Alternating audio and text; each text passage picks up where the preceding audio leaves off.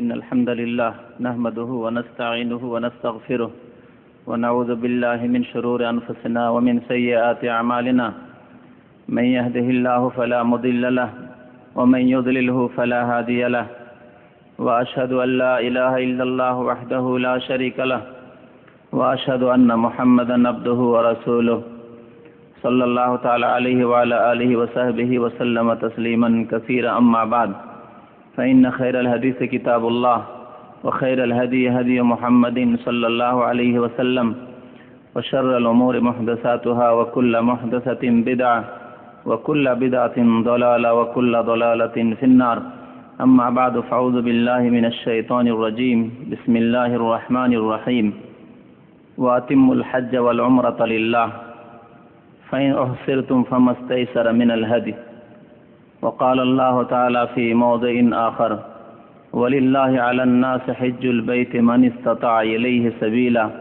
ومن كفر فإن الله غني عن العالمين মহান আল্লাহর সমস্ত প্রশংসা যে আল্লাহ আমাদেরকে সৃষ্টি করেছেন তাঁর ইবাদত উপাসনা এবং তাঁর স্মরণের উদ্দেশ্যে। আল্লাহ রাব্বুল আলামিন আমাদেরকে সৃষ্টি করেছেন পৃথিবীতে আমাদেরকে পরীক্ষা করার জন্য।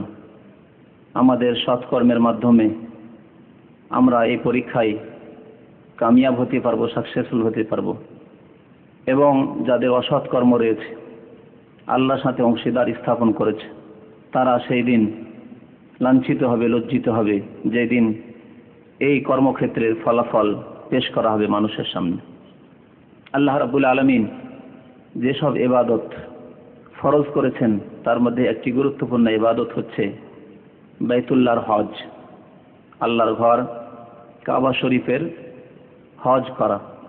হজের মৌসুম ঘনিয়ে আসছে, এই জন্য এই কয়েক সপ্তাহ আমাদের আলোচনা হজের বিভিন্ন দিক নিয়ে থাকবে ইনশাআল্লাহ, যাতে করে যেসব ভাইরা হজ করবেন এই বছরে তারা জেনে শুনে সঠিক জ্ঞানের ভিত্তিতে হজ আদায় করতে পারেন।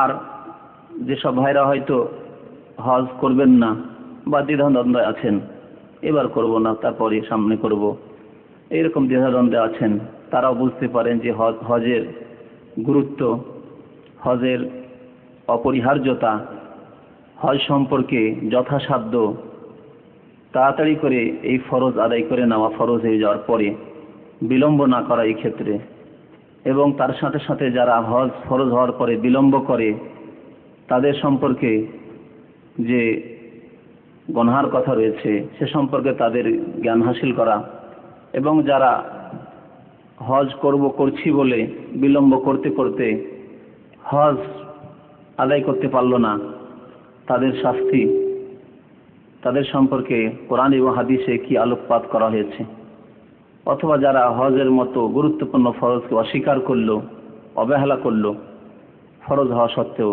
তাদের সম্পর্কে কি শাস্তি রয়েছে, এবং তারাও যাতে করে সঠিক পথ পেয়ে আল্লাহর এই ফরজকে আদায় করতে পারে। প্রত্যেক মুসলিমের জন্য দ্বীন ইসলামের বিধিবিধান সম্পর্কে জ্ঞান হাসিল করা আবশ্যক, ফরজ, যাতে করে জ্ঞানের ভিত্তিতে জেনে শুনে সুন্দর করে আল্লাহর ইবাদত সম্পাদন করতে পারে। আর না জেনে কোনো কাজ করা, না জানা অজ্ঞতা, এবং তার সাথে সাথে বড় অজ্ঞতা না জেনে কোনো কাজ করা। যারা কাজ করেও কোনো ফল পায় না তারা ওই শ্রেণীর মানুষ, যারা না জেনে জ্ঞান না হাসিল করে সঠিক জিনিস না বুঝে কর্ম করে, আমল করে, সৎ কাজ মনে করে, কিন্তু সে জানে না যে কোনটি সৎ কাজ, কোনটি আল্লাহ পছন্দ করেন, কোনটি কাজ রাসূলুল্লাহ সাল্লাল্লাহু আলাইহি ওয়াসাল্লামের আদর্শ ভিত্তিক, কিন্তু মনে চায় ভালো কাজ করার, আর মনের চাহিদা ভিত্তিতে ভালো মনে করে কাজ করে। এরাই হচ্ছে বিদআতপন্থী, এরাই নতুন নতুন কাজ করে থাকে তাদের জাহালাত এবং অজ্ঞতার কারণে, ধর্মের নামে। এরাই ইসলামের রূপরেখাকে নষ্ট করে, এরাই আসল ইসলামকে বিকৃত করে, এরাই ইসলামের নামে নতুন নতুন জিনিসের সংযোজন করে থাকে, যেসব জিনিস কঠোরভাবে নিষিদ্ধ এবং বড় গুনাহর কাজ। তো এই জন্য হজ সম্পর্কে আমাদের জ্ঞান হাসিল করা জরুরি। এই মুহূর্তে বিশেষ করে যে মুহূর্তে অনেক মুসলিম ভাইরা সারা বিশ্ব থেকে বাইতুল্লাহর হজের জন্য পৌঁছিবেন, যাতে করে আমলটি আল্লাহ রাব্বুল আলামিনের আদেশ মোতাবেক হয় এবং নবী করিম সাল্লাল্লাহু আলাইহি সাল্লামের সুন্নাত মোতাবেক হয়, আর আল্লাহ রাব্বুল আলামিন যাতে করে সেই আমলটি হজটি কবুল করেন, তার জন্য হজ সম্পর্কে জ্ঞান হাসিল করে হজে যাওয়া ফরজ। আজকের বিষয়বস্তু একটি দিক নিয়ে থাকবে হজ সম্পর্কে, তা হচ্ছে কোরআনে কারীমের আলোকে, আল কোরআনের আলোকে হজ। হজ সম্পর্কে কোরআনে যেসব দিক নিয়ে আলোকপাত করা হয়েছে, এ কথা আমাদের জেনে নেওয়া দরকার যে কোরআনে কারীমে বিস্তারিত প্রথম থেকে শেষ পর্যন্ত একদিক থেকে হজের আলোচনা করা হয়নি। হজের বিভিন্ন মাসলা মাসাইলের উপর আলোকপাত করা হয়েছে, হজের বিভিন্ন দিক নিয়ে আলোচনা করা হয়েছে, হজের অপরিহার্যতা, ফরজিয়াতের কথা, গুরুত্বের কথা আলোচনা করা হয়েছে। কিন্তু বিস্তারিত হজ কেমন করে করতে হবে, প্রিয় নবী মুহাম্মদুর রাসূলুল্লাহ সাল্লাল্লাহু আলাইহি ওয়াসাল্লামের আদর্শ, সুন্নাহ, হাদিস থেকে নিতে হবে। যেহেতু কোরআনের সর্বোত্তম ব্যাখ্যা, তাফসীর হচ্ছে, ভাষ্য হচ্ছে হাদিস, রাসূলুল্লাহ সাল্লাল্লাহু আলাইহি ওয়াসাল্লামের কর্ম, বচন এবং তার অনুমোদন। যে কোনো আমলের ক্ষেত্রে, ইসলামিক যেসব আমল বা কর্ম রয়েছে সব ক্ষেত্রে এটি প্রযোজ্য যে কোরআনে সংক্ষিপ্ত আকারে আলোচনা করা হয়েছে। যেহেতু দ্বীন ইসলাম হচ্ছে একটি পূর্ণাঙ্গ জীবন ব্যবস্থা, এই পূর্ণাঙ্গ জীবন ব্যবস্থা পুরোপুরি বিস্তারিতভাবে এই আল কোরআনে তুলে ধরা অসম্ভব, যার ফলে গুরুত্বপূর্ণ বিষয়গুলিকে তুলে ধরা হয়েছে অথবা সংক্ষেপে পেশ করা হয়েছে। বিস্তারিতভাবে কেমন করে সেই কাজগুলি সম্পাদন করতে হবে, এর জন্য আপনাকে রাসূলুল্লাহ সাল্লাল্লাহু আলাইহি ওয়াসাল্লামের হাদিসের, সুন্নাতের, তাঁর আদর্শের, তাঁর জীবনীর সাহায্য নিতে হবে। শুধু কোরআনের বাস্তবায়ন হাদিস ছাড়া হতে পারে না, এবং কেউ বলে যে আমি কোরআনের বাস্তবায়ন করি মুসলিম হব, তাও অসম্ভব। যেহেতু কোরআনের ব্যাখ্যার জন্য আল্লাহ রাব্বুল আলামিন প্রিয় নবী মুহাম্মদুর রাসূলুল্লাহ সাল্লাল্লাহু আলাইহি ওয়াসাল্লামকে প্রেরণ করেছিলেন। ওয়া আনজালনা ইলাইকা যিকরা লিতুবাইয়িনা লিন-নাসি মা নুযিলা ইলাইহিম। আল্লাহ বলছেন, হে প্রিয় নবী মুহাম্মদুর রাসূলুল্লাহ সাল্লাল্লাহু আলাইহি ওয়াসাল্লাম, তোমার উপর আমি উপদেশ নাযিল করেছি, অর্থাৎ আল কোরআন নাযিল করেছি। আল কোরআন তাহলে মানব রচিত নয়, মানুষের কথা নয়, বরং আল্লাহর বাণী। এই আল্লাহর বাণী আল্লাহ নাযিল করেছেন লিতুবাইয়িনা লিন-নাস, যাতে করে মানুষের সামনে তুমি বর্ণনা করে দাও বিস্তারিতভাবে যা তাদের দিকে নাযিল করা হয়েছে বা তাদের কাছে নাযিল করা হয়েছে। অর্থাৎ এই দায়িত্ব অর্পিত হয়েছিল প্রিয় নবী মুহাম্মদুর রাসূলুল্লাহ সাল্লাল্লাহু আলাইহি ওয়াসাল্লামের উপরে, যে কোরআন কেমন করে বুঝতে হবে। তাহলে কোরআন বোঝার ক্ষেত্রে ওইভাবে বুঝতে হবে যেইভাবে নবী করিম সাল্লাল্লাহু আলাইহি ওয়াসাল্লাম বুঝিয়েছেন। হজ সেইভাবেই করতে হবে যেভাবে নবী করিম সাল্লাল্লাহু আলাইহি ওয়াসাল্লাম হজ করেছেন বা করতে বলেছেন। এই জন্য প্রিয় নবী মুহাম্মদুর রাসূলুল্লাহ সাল্লাল্লাহু আলাইহি ওয়াসাল্লাম হজের মৌসুমে, বিদায় হজে 1,24,000-এর অধিক সাহাবায়ে কেরামরা হজে তাঁর সাথে ছিলেন। তাদেরকে একাধিকবার বলেছেন, খুযু আন্নী মানাসিকাকুম, তোমরা আমার কাছ থেকে তোমাদের হজের তরিকা, হজের নিয়ম কানুন পদ্ধতি গ্রহণ করো, শিখে নাও। এবং তার সাথে সাথে প্রিয় নবী মুহাম্মদুর রাসূলুল্লাহ আরো বলেছেন, ওয়াল ইউবাল্লিগু শাহিদুল গায়েব, যারা উপস্থিত রয়েছে তারা অনুপস্থিতদেরকে পৌঁছে দেবে। নবী করিম সাল্লাল্লাহু আলাইহি ওয়াসাল্লামের সাথে যেসব সাহাবায়ে কেরামগণ ছিলেন তারা সরাসরি শুনলেন নবী করিম সাল্লাল্লাহু আলাইহি ওয়াসাল্লামের কাছে। যারা উপস্থিত ছিল না, হয়তো কোনো কারণবশত হজে আসতে পারেনি, হজের সামর্থ্য ছিল না, হয়তো মাযুর ছিলেন, হয়তো অসুস্থ ছিলেন, অথবা নাবালক ছিল, তাদের উপর হজ ফরজ হয়নি, অথবা জন্মই হয়নি, কিয়ামত পর্যন্ত যেসব মুসলিমরা জন্মাবে এবং হজ করবে তাদের কাছে পৌঁছে দেওয়ার আদেশ করা হয়েছে। যারা উপস্থিত তারা অনুপস্থিত, যারা হাজির নেই, উপস্থিত নেই, তাদের কাছে এসব কথা, ইসলামের এই হজের নিয়ম পদ্ধতি সম্পর্কে তাবলীগ করে দেবে বা তাদের কাছে এসব নিয়ম নীতি পৌঁছে দেবে। ওয়ালিয়াবাল্লিগু শাহিদুল গায়ব। হজ সম্পর্কে আল্লাহ রাব্বুল আলামিন কয়েকটি সূরায় আলোচনা করেছেন। প্রথম সূরা বাকারায় হজ সম্পর্কে আলোচনা রয়েছে, দ্বিতীয় সূরা হচ্ছে সূরা আলে ইমরান, তৃতীয় সূরা হচ্ছে সূরা আল হজ। এই তিনটি সূরায় বিশেষভাবে হজের আলোচনা করা হয়েছে। আর সূরা মায়েদায় এহরামের অবস্থায় কয়েকটি মাসলার কথা আলোচনা করা হয়েছে মাত্র। এইভাবে হজের কথা সংক্ষেপে কোরআনে তুলে ধরা হয়েছে। আল্লাহ রাব্বুল আলামিন সূরা বাকারার একটি আয়াতে ইরশাদ করেছেন, ওয়া আতিমুল হজ্জা ওয়াল উমরাতা লিল্লাহ, হে মানুষ তোমরা হজ এবং উমরা পুরা করো, সম্পাদন করো। লিল্লাহ, কার জন্য? আল্লাহর জন্য। তাহলে হজ করতে হবে, উমরা করতে হবে, আল্লাহর জন্য করতে হবে, আল্লাহর সন্তুষ্টির জন্য করতে হবে, আল্লাহর ইবাদত প্রতিষ্ঠিত করার উদ্দেশ্যে করতে হবে, আল্লাহর কাছে কিছু আশা আকাঙ্ক্ষা নিয়ে করতে হবে যে আল্লাহ রাব্বুল আলামিনের কাছে এই হজ উমরা করলে কিছু পাবো, জান্নাত পাবো, দুনিয়া এবং আখিরাতের কল্যাণ পাবো, ইহকাল পরকালে সুখী হব, আল্লাহ রাব্বুল আলামিন সন্তুষ্ট হবেন, আল্লাহর সন্তুষ্টির জন্য করবে এবং ইবাদতের উদ্দেশ্যে যে আল্লাহ রাব্বুল আলামিন ফরজ করেছেন তাই হজ করছি। টাকা পয়সা খরচ করলাম একটি হজের জন্য, একটি উমরার জন্য, এই জন্য যে আল্লাহ ফরজ করেছেন। তাহলে হজ করবে না অথবা উমরা করবে না লোক দেখানো, যাতে করে হাজী সাহেব হয়ে গেলে আমার এলাকা অঞ্চলের লোকেরা হাজী সাহেব বলে ডাকে, আলহাজ বলে ডাকে, বা লিখে আমার নাম লিখে আলহাজ অমুক সাহেব। এইরকম যদি নিয়তে কিছু আসে তাহলে তার নাম হচ্ছে শিরক, যেহেতু আল্লাহর সন্তুষ্টির জন্য হলো না, আল্লাহর জন্য সেই হজ হলো না, উমরা হলো না, তার নাম হচ্ছে শিরক। প্রিয় নবী মুহাম্মদ রাসূলুল্লাহ সাল্লাল্লাহু আলাইহি সাল্লাম বলেছেন যে যে ব্যক্তি নামাজ পড়বে দেখানোর জন্য সে শিরক করলো, যে ব্যক্তি রোজা রাখবে দেখানোর জন্য সে শিরক করলো, যে ব্যক্তি দান খয়রাত করবে দেখানোর জন্য শিরক করলো। এইভাবে যে ব্যক্তি হজ করবে লোক দেখানো, সেও শিরক করলো, যেহেতু আল্লাহর জন্য করলো না।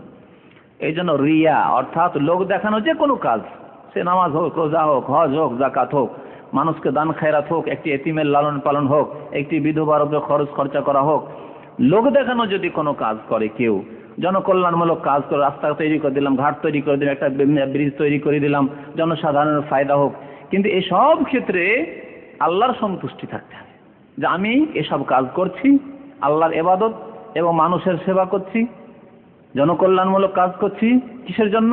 আল্লাহর সন্তুষ্টির জন্য। তাহলে এটি হবে আল্লাহর ইবাদত, আল্লাহর সন্তুষ্টির কাজ। আর যে একটি রাস্তা তৈরি করে দিলে এই জন্য যে এলাকার লোকেরা আমাকে ভোট দিক, একটি পুল তৈরি করে দিলে, ব্রিজ তৈরি করে দিলে এই জন্য যে লোকেরা যাতে করে আমাকে স্মরণ করে, একটি কলেজ ইউনিভার্সিটি তৈরি করে দিলে এই জন্য যে লোকেরা আমাকে আজীবন যাতে করে স্মরণ করে যে হ্যাঁ এক নেতা ছিল, আমাদের কিছু কাজ করে দিচ্ছে, মানুষের ভালোবাসা অর্জনের জন্য। তাহলে মানুষ যে যে যে নিয়ত করবে সেই নিয়তই তার পূরণ হবে, তাই পাবে। নবী করিম সাল্লাল্লাহু আলাইহি ওয়াসাল্লামের জন্য সহিহ বুখারী হাদিসে বলেছেন, ইন্নামাল আমালু বিন্নিয়াত, আমল নির্ভর করে নিয়তের উপর। আপনার নিয়ত যদি লোককে খুশি করা হয় তাই পাবেন আপনি। আপনার নিয়ত যদি আল্লাহর সন্তুষ্টি হয়, আল্লাহর সান্নিধ্য লাভ করা হয়, জান্নাত অর্জন করা হয়, জাহান্নামের আগুন থেকে বাঁচা হয়, পরিত্রাণ হয় এবং দুনিয়া এবং আখিরাতের কল্যাণ কামনা করা হয় আল্লাহর কাছ থেকে, তাহলে তাই পাবেন। ইন্নামাল আমালু বিন্নিয়াত, অত্যন্ত গুরুত্বপূর্ণ হাদিসের এই পয়েন্টটি। ইন্নামাল আমালু বিন্নিয়াত, যে কোনো আমল, এক দুটি আমলের কথা নয়, যে কোনো কর্মজীবনের করবেন, যেমন আপনার অন্তর তেমন তার ফল পাবেন। ওয়া ইন্নামা লিকুল্লি ইমরিইন মা নাওয়া, প্রত্যেক মানুষের জন্য তাই রয়েছে আল্লাহর পক্ষ থেকে যা সে উদ্দেশ্য করে, যে উদ্দেশ্য করবে। হজ যদি করতে আসে আর আসার পরে অনেকে এরকম রয়েছে যাদের আকীদায়, মৌলিক বিশ্বাসে, ধ্যান ধারণায় শিরক ঢুকে রয়েছে, পৌত্তলিকতা ঢুকে রয়েছে, কবর পূজা, মাজার পূজা, পীর পূজা ঢুকে রয়েছে, আল্লাহ ছাড়া অন্যের ভালোবাসা, এমন ভালোবাসা যে আল্লাহর মতো তার আরাধনা উপাসনা করে, তাকে স্মরণ করে, এইরকম কিছু বদ আকীদা যাদের অন্তরে ঢুকে রয়েছে, এর আল্লাহর জন্য হজ করে না। হজ করতে আসে, আসার পরে যদি মনে করে যে আমি নবী করিম সাল্লাল্লাহু আলাইহি সাল্লামের দরবারে হাজিরি দেব, আমি বেশ কিছু হাজীদের মুখ থেকে এই ভাষাটি শুনেছি, মদিনা যাব, মদিনা শরীফ যাব, নবীর দরবারে হাজিরি দেব, পীর মাজার খানকাতে হাজিরি দিয়ে, ওই কবর মাজারে হাজিরি দিয়ে, যেই পীরের মুরিদ সেই পীরের দরবারে হাজিরি দিয়ে অভ্যাস রয়েছে। আশেপাশে যে পৌত্তলিকরা রয়েছে, পুতুল পূজা করে, তারা শিরক করে, ওইসব দেখে দেখে অভ্যস্ত হয়ে রয়েছে, বাপদাদা পূর্বপুরুষ ওইসব করেছে। কলমা পড়লেও সংস্কৃত মুসলমান হয়নি, খাঁটি উদখুলু ফিস সিলমে কাফা, পূর্ণাঙ্গ রূপে মুসলিম হও, এইরকম হয়নি। যার ফলে আসে ইবাদত করার জন্য, লাখ লাখ টাকা খরচ করে হজ উমরাতে এসে কিন্তু তার সাথে সাথে শিরক করে ফিরে যায়, দোয়া করে মাধ্যম দিয়ে, দোয়ার সাথে সাথে আল্লাহর সাথে দোয়া করার সাথে সাথে নামাজ পড়ার সাথে সাথে ইয়া গাউসে আজম মাদদ। হজে এসে যদি কেউ বলে ইয়া গাউসে আজম মাদদ, আমি যদি মাধ্যম না ধরি, আমার পীরের ওসিলা না ধরি, তাহলে আমার দোয়াই আকাশে পৌঁছবে না, আল্লাহর কাছে পৌঁছবে। অথচ আল্লাহ বলছে ফাইন্নী করিব, আমার সম্পর্কে আমার বান্দারা যদি জিজ্ঞেস করে ওয়াইজা সাআলাকা ইবাদি আন্নী ফাইন্নী করিব। করিব মানে কি? নিকটে। নিকটে থাকলেও কি আবার মাধ্যম লাগে? ভায়া লাগে? ভায়া লাগে না। তো এইরকম যারা হজ উমরা হয়তো করে কিন্তু আকীদায় অথবা কর্মে শিরক রয়েছে, তার আল্লাহর জন্য হজ করলো না। আর পুরো হজটি নিয়ে যদি স্টাডি করেন, হজের বিধি বিধানগুলিকে নিয়ে যদি স্টাডি করেন, তো প্রত্যেকটি ক্ষেত্রে তাওহীদ, আল্লাহর একত্ববাদের শিক্ষা রয়েছে, তাওহীদের শিক্ষা দেওয়া হয়েছে। যে তাওহীদকে নষ্ট করেছিল মক্কার মুশরিকরা, আরবের মুশরিকরা, পত্তলিকরা, তারপরে তাওহীদ, যেই তাওহীদকে প্রতিষ্ঠিত করেছেন হযরত ইব্রাহিম আলাইহিস সালাম, এক আল্লাহর ইবাদতের জন্য কাবার পবিত্র ঘর তৈরি করা হলো, ইব্রাহিম আলাইহিস সালামকে দিয়ে আল্লাহ তৈরি করালেন। আর সেই ঘরের চারিপাশে নবী করিম সাল্লাল্লাহু আলাইহি ওয়াসাল্লামের আবির্ভাবের 300 বছর পূর্বে পুতুল পূজা আরম্ভ হয়েছে। তার আগে পুতুল পূজা ছিল না। ইব্রাহিম আলাইহিস সালামের জামানা, নবী করিম সাল্লাল্লাহু আলাইহি ওয়াসাল্লামের জামানার প্রায় 3000-এরও বেশি, 3000-এরও বেশি, 3.5-এর কাছাকাছি। যেমন আবুল কালাম আজাদ সাহেব লিখেছেন যে 5000 বছর আগে ছিল ইব্রাহিম আলাইহিস সালামের জামানা। তাই যদি হয় তাহলে 1400 বছর হচ্ছে নবী করিম সাল্লাল্লাহু আলাইহি ওয়াসাল্লামের জামানা, আর তার আগে প্রায় আপনার 3500 বছর, যদি ঐতিহাসিক একটু মতানৈক্য রয়েছে এই সময় নিয়ে। তো 3500 বছর ধরে প্রায়, অথবা 3200 বছর, 3200 বছর ধরে তাওহীদ আর তাওহীদ আল্লাহর একত্ববাদ কায়েম থাকলো এই মক্কায়। কাবায় তাওয়াফ হতো আল্লাহর জন্য, নামাজ হতো আল্লাহর জন্য, হজ হতো আল্লাহর জন্য, উমরা হতো আল্লাহর জন্য, সাফা মারওয়ার সাই হতো আল্লাহর জন্য, সবকিছু আল্লাহর জন্য হইতো। কিন্তু নবী করিম সাল্লাল্লাহু আলাইহি ওয়াসাল্লামের নবুয়ত প্রাপ্তির বা জন্মের 300 বছর পূর্বে আমর ইবনে লুহাই, একজন আরবের লোক, এই শাম দেশে গিয়েছিল, সিরিয়া বা প্যালেস্টাইন, এসব এলাকা, প্রাচীন যুগের শাম কয়েকটি দেশকে নিয়ে বলা হতো। শাম দেশে গিয়ে দেখলো যে ওখানে পুতুল পূজা হচ্ছে। ওই দেশে পুতুল পূজা হয়তো ভারতের মতো। পুতুল পূজার মধ্যে একটি চমৎকার পাথরের, সুন্দর পাথরের তারা পূজা করছে, দেখে তাকে খুব সুন্দর লাগলো, ভালো লাগলো। নতুন জিনিস মানুষকে ভালো লাগে। আরবিতে একটি প্রবাদ আছে, কুল্লু জাদিদিন লাযীজ, প্রত্যেক নতুন জিনিস সের স্বাদ ভালো, ভালো লাগে। কোনোদিন খাননি ভালো খাবার, ভালো লাগবে একদিন, বারবার খেলে ভালো লাগবে না। তো মানুষের একটি প্রকৃতি। আর এইভাবে মানুষ পথভ্রষ্ট হয় ধর্মের ক্ষেত্রে, যখন নতুন জিনিস ভালো লাগতে লাগবে। আপনি দুনিয়ার ক্ষেত্রে অসুবিধা, নতুন নতুন জিনিস খান, নতুন নতুন কাপড় ব্যবহার করেন, অসুবিধা নেই। কিন্তু ধর্মের ক্ষেত্রে নতুন জিনিস যদি ভালো লাগতে লাগে, তার মানে এটি হচ্ছে পথভ্রষ্টতা। এগিয়ে ওই পাথর একটি নিয়ে আসলো, নিয়ে আসার পরে কাবার উপরে রেখে দিল, আর সবাইকে বললো যে এই পাথরের ওই দেশে পূজা হচ্ছে, আর খুব বরকতপূর্ণ, এর মাধ্যমে আল্লাহকে পাওয়া যায়। এক মূর্তি থেকে একাধিক মূর্তি হতে হতে হতে নবী করিম সাল্লাল্লাহু আলাইহি ওয়াসাল্লামের জামানা আস্তে আস্তে 300 বছরের মধ্যে 360টি মূর্তির পূজা শুধু কাবার চারিদিকে। যে তাওহীদ, আল্লাহর একত্ববাদকে প্রতিষ্ঠিত করার জন্য আল্লাহ কাবা তৈরি করিয়েছিলেন ইব্রাহিম আলাইহিস সালামকে দিয়ে, ইসমাইল আলাইহিস সালামকে দিয়ে, সেই কাবায় 360টি মূর্তির পূজা। ঘরে ঘরে পুতুল পূজা, প্রতিমা পূজার তো অভাব ছিল না। এই হজের মাধ্যমে শেখানো হয়েছে তাওহীদ। যেহেতু আয়াত শুরু করেছিলাম ওয়াতিমুল হাজ্জা ওয়াল উমরাতা লিল্লাহ, তোমরা হজ এবং উমরা সম্পাদন করো আল্লাহর উদ্দেশ্যে। আল্লাহর উদ্দেশ্যে হজ উমরা কেমন করে আমরা সম্পাদন করি দেখুন, তাওহীদ প্রতিফলিত হচ্ছে এই হজের মাধ্যমে। হজে যখন আমরা যাই, প্রথম গিয়ে মিকাত থেকে ইহরাম বাঁধি, তখন আমরা কি বলি? লব্বাইক আল্লাহুম্মা লব্বাইক, লব্বাইক লা শারীকা লাক লব্বাইক, ইন্নাল হামদা ওয়ান নি'মাতা লাকা ওয়াল মুলক লা শারীকা লাক। অর্থ কি? অর্থ জানতে হবে। লব্বাইক, আল্লাহ হাজির হয়েছি, উপস্থিত হয়েছি, লব্বাইক। আমরা মাদ্রাসায় পড়লে যখন ওই রোল কল করা হতো তখন লব্বাইক বলতাম বা হাজির বলতাম, এই দুটি ভাষা ব্যবহার হয় মাদ্রাসায়। লব্বাইক মানে হাজির। তো আল্লাহকে বলছে লব্বাইক, হে আল্লাহ হাজির হয়েছি। আল্লাহুম্মা, হে আল্লাহ, লব্বাইক হাজির হয়েছি। লব্বাইক আল্লাহুম্মা লব্বাইক, বারবার রিপিট করছি, হে আল্লাহ হাজির হয়েছি। লব্বাইক লা শারীকা লাক লব্বাইক, হে আল্লাহ হাজির হয়েছি, তোমার কোনো অংশীদার নেই। লা শারীকা লাক, তোমার কোনো অংশীদার নেই। ইন্নাল হামদা ওয়ান নি'মাতা লাক, হে আল্লাহ সমস্ত প্রশংসা তোমার, আর কারো প্রশংসা করি না। সমস্ত নিয়ামত অনুগ্রহ তোমার পক্ষ থেকে, আর কারো পক্ষ থেকে নেই। আমার কাছে যা কিছু রয়েছে মাথা থেকে পা পর্যন্ত, যত নিয়ামত রয়েছে সব কিছুই তোমার জন্য এবং তোমার পক্ষ থেকে। ইন্নাল হামদা ওয়ান নি'মাতা ওয়াল মুলক, এবং সার্বভৌমত্ব আল্লাহ তোমার জন্য। মালিক একমাত্র তুমি, আমার মালিক তুমি আল্লাহ। ওয়াল মুলক লা শারীকা লাক, আল্লাহ তোমার কোনো অংশে, বারবার রিপিট করছি, লা শারীকা লাক, হে আল্লাহ তোমার কোনো অংশীদার নেই।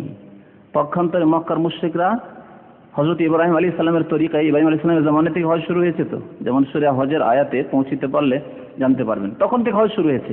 কিন্তু এরা পুতুল পূজার সাথে সাথে এই হজের তালবিয়া যে পাঠ করতো এতেও শিরিক করত।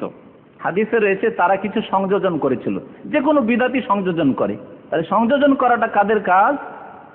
পথভ্রষ্ট গোমরাহদের কাজ। মক্কার মুশরিকরা এই তালবিয়া, যাকে তালবিয়া বলে, লব্বাইক আল্লাহুম্মা লব্বাইক, এই যে দোয়া নবী করিম সাল্লাল্লাহু আলাইহি ওয়াসাল্লাম শিখিয়েছেন, এতে সংযোজন করেছিল। এটি ছিল ইব্রাহিম আলাইহিস সালামের তালবিয়া, যে তালবিয়া নবী করিম সাল্লাল্লাহু আলাইহি ওয়াসাল্লাম আমাদেরকে শিখিয়েছেন। মধ্যখানে মুশরিকরা কি করেছিল? সংযোজন করেছিল, বাড়িয়েছিল। লব্বাইক আল্লাহুম্মা লব্বাইক, লব্বাইক লা শারীকা লাক লব্বাইক ইল্লা শারীকান হুয়া লাকা তামলিকুহু ওয়া মা মালাক। তারা বলতো হে আল্লাহ হাজির হয়েছি, আল্লাহকে বলতো হাজির হয়েছে। মুশরিকরা বলতো, যেহেতু ওরাও বড় খোদা আল্লাহকে মানে, হ্যাঁ আমাদের মানে হিন্দুরা বড় খোদা ভগবান বা ঈশ্বর, পরমেশ্বর, ব্রহ্মা বলে, কিন্তু ছোট ছোট অনেক খোদা রয়েছে তাদের। ইসলামের বৈশিষ্ট্য হচ্ছে যে এলাহ, মাবুদ, আল্লাহ হচ্ছেন একজন। তারা বলতো যে হে আল্লাহ হাজির হয়েছি তোমার দরবারে, তোমার কোনো অংশীদার নেই, আসলে তোমার মতো কেউ নেই। ইল্লা শারীকান, তবে যারা শরীক রয়েছে, অংশীদার আছে।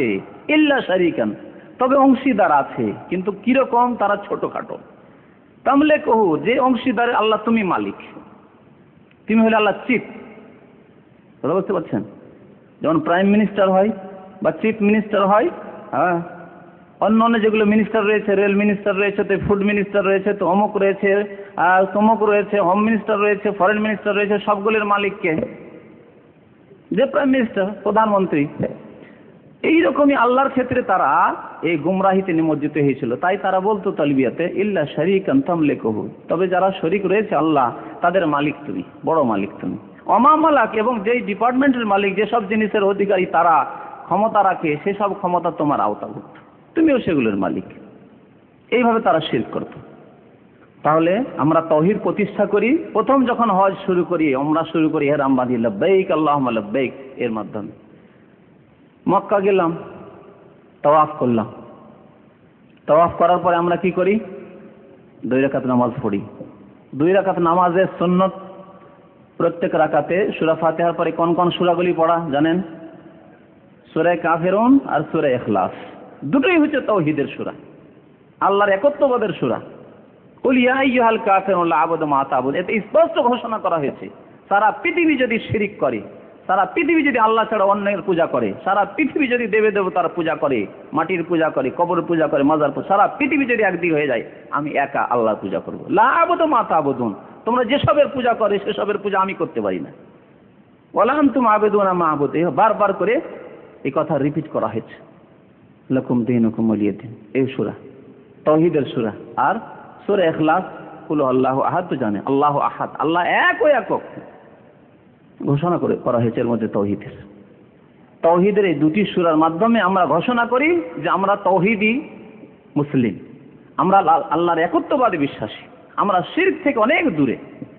তারপরে মদিনায় এসে যদি কেউ শিরক করা শুরু করে, বিভিন্ন জায়গায় গিয়ে যদি শিরক করা শুরু করে, হেরা পাহাড়ের গুহায়, সূর পাহাড়ের গুহায় গিয়ে যদি শিরক করা শুরু করে, হজ থেকে ফিরে গিয়ে আবার ওরসের মেলায় গিয়ে শিরক করা শুরু করে, তাহলে কত বড় মুনাফিক বা কত বড় অজ্ঞতা। হয় জেনে শুনে করলে মুনাফিক, আর না হলে বড় জাহেল, এবং এই জাহালতের সাথে সাথে শিরক করে থাকে তারা। তাওহীদকে আমরা প্রতিষ্ঠা করি যখন সাফা মারওয়ার উপরে যাই। সাফা মারওয়ায় যখন যাই তখন কি করি? আমরা দোয়া পড়ি, এর মধ্যে তাওহীদের কালেমা, আমাদের সেই কালেমায় তাওহীদ পড়ানো, তাওহীদের কালেমা পড়তে হয়। লা ইলাহা ইল্লাল্লাহু ওয়াহদাহু লা শারীকা লাহু ওয়াহদাহু লা শারীকা লাহু, লাহুল মুলকু ওয়া লাহুল হামদু ওয়া হুয়া আলা কুল্লি শাইইন কাদির। তিনবার করে পড়ি আমরা, সাফাতেও মারওয়াতেও। প্রত্যেকবারে যখনই সাফায় আসলেন এই তাওহীদের কালেমা পড়বেন, আবার মারওয়া গেলেন তাওহীদের কালেমা পড়বেন, আবার সাফায় আসলেন এই তাওহীদের কালেমা তিনবার রিপিট করছেন, আল্লাহর কাছে অঙ্গীকার করছেন লা ইলাহা ইল্লাল্লাহ, আল্লাহ ছাড়া কেউ সত্য মাবুদ নেই, ওয়াহদাহু যিনি এক ও একক, লা শারীকা লাহু তার কোনো অংশীদার নেই, লাহুল মুলকু সার্বভৌমত্ব তার জন্য, ওয়া লাহুল হামদু সমস্ত প্রশংসা তার জন্য, ওয়া হুয়া আলা কুল্লি শাইইন কাদির তিনি সর্বশক্তিমান। তাওহীদের ঘোষণা করলাম সাফাই চড়েও মারওয়াই চড়েও 7 বার করে। দোয়া তো আল্লাহর কাছেই করছি, তাওয়াফ করছিলাম তখন দোয়া করছিলাম রব্বানা আতিনা ফিদ দুনিয়া হাসানা ওয়া ফিল আখিরাতি হাসানা ওয়া কিনা আযাবান নার। কোথাও তো কোনো মাধ্যম শেখানো হয়নি, কোথাও অন্য কারো কাছে চাওয়ার কথা তো শেখানো হয়। রব্বানা আতিনা ফিদ দুনিয়া হাসানা ওয়া ফিল আখিরাতি হাসানা। দুনিয়ার কল্যাণের মালিক, পরকালের কল্যাণের মালিক একমাত্র আল্লাহ রাব্বুল আলামিন।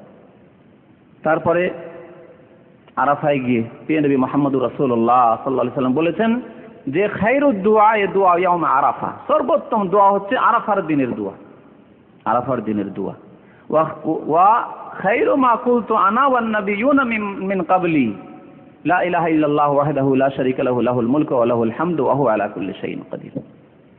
প্রিয় নবী মুহাম্মদুর রাসূলুল্লাহ সাল্লাল্লাহু আলাইহি ওয়াসাল্লাম ইরশাদ করেছেন যে সর্বোত্তম দোয়া হচ্ছে আরাফার দিনের দোয়া, সর্বোত্তম দোয়া।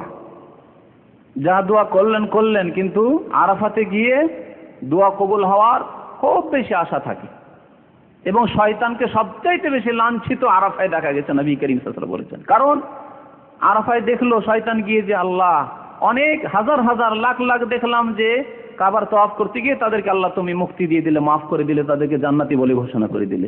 সাফা মারওয়া সাই করতে গিয়ে অনেকগুলোকে জান্নাতি করে দিলে, আল্লাহ তুমি ঘোষণা করে দিলে। মিনায় গিয়ে অনেকগুলিকে মাফ করে দিলে, আরাফাতে এসে সবগুলিকে মাফ করে দিলে, কাকে আমি জাহান্নামে নিয়ে যাব? সবচেয়ে লাঞ্ছিত দেখা গেছে শয়তানকে আরাফাতে।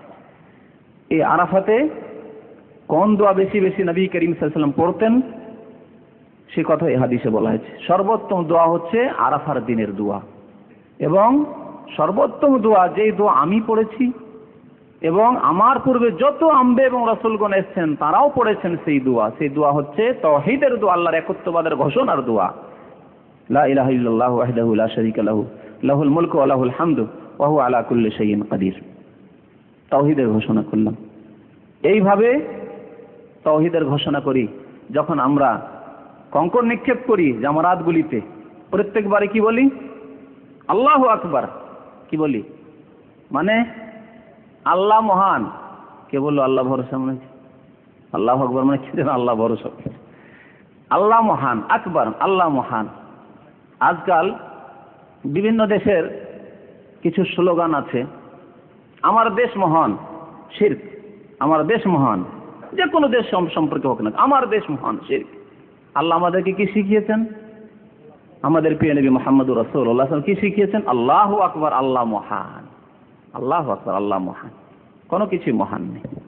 প্রত্যেক কঙ্কর নিক্ষেপে আল্লাহু আকবার, আল্লাহু আকবার, তাওহীদকে প্রতিষ্ঠিত করি আমরা। এইভাবে তাওহীদের অনেক ক্ষেত্র রয়েছে হজে, যে তাওহীদ আমরা প্রতিষ্ঠা করে হজ থেকে ফিরে আসি। তাওহীদের শিক্ষা রয়েছে এই হজে। তাই আল্লাহ রাব্বুল আলামিন বলছেন ওয়া আতিমুল হাজ্জা ওয়াল উমরাতা লিল্লাহ, তোমরা হজ এবং উমরা আল্লাহর জন্য সম্পাদন করো। তারপরে আরেকটি মাসলা আল্লাহ রাব্বুল আলামিন এই আয়াতে বর্ণনা করেছেন, যেহেতু আয়াতগুলি তাফসীর করতে চেয়েছি আপনাদের সামনে, সেজন্য এই তাফসীরের দিকে এগিয়ে যায়। ফাইন উহসিরতুম ফামাস্তাইসারা মিনাল হাদি, হজের উদ্দেশ্যে গেলেন, ইহরাম বেঁধে নিয়েছেন মিকাত থেকে, তারপরে কিছু এগিয়ে গিয়েছেন আর বাধা প্রাপ্ত হয়ে গেলেন, একে বলা হয় ইহসার। ফাইন উহসিরতুম, তোমরা যদি বাধা প্রাপ্ত হও তাহলে করবে কি? বিভিন্ন রকম ভাবে বাধাপ্রাপ্ত মানুষ হতে পারে।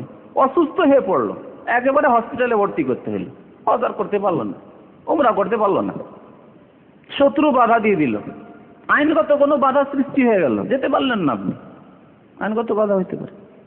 গাড়ি খারাপ হয়ে গেল, আর আগে যেতেই পারলেন না আপনি, সেখান থেকে ফিরে আসতে হইল, কোনো অ্যাক্সিডেন্ট হয়ে গেল, যেইভাবে হোক না কেন বাধা প্রাপ্ত হলো, তাহলে কি করবেন? এই ক্ষেত্রে সবচাইতে ভালো তরিকা হচ্ছে নবী করিম সাল্লাল্লাহু আলাইহি ওয়াসাল্লাম শিখিয়েছেন যে শর্ত লাগিয়ে নেন, যখন ইহরাম বাঁধবেন তখন শর্ত লাগিয়ে নেন।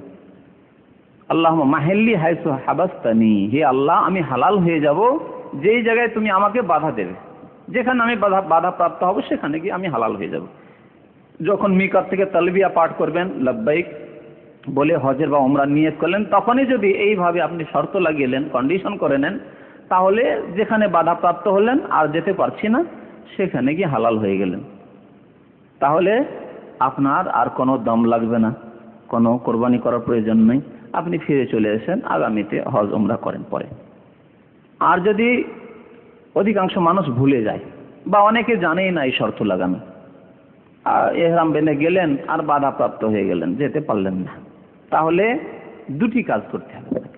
এক, যেখানে বাধাপ্রাপ্ত হলেন সেখানে আপনাকে কোরবানি জবাই করে, মানে একটি পশু জবাই করে, খাসি হোক আর আপনার গরু হোক অথবা উট হোক, জবাই করে সেখানকার ফকির মিসকিনের মধ্যে বিতরণ করে দিতে হবে, ফকির মিসকিনের জন্য সেটি।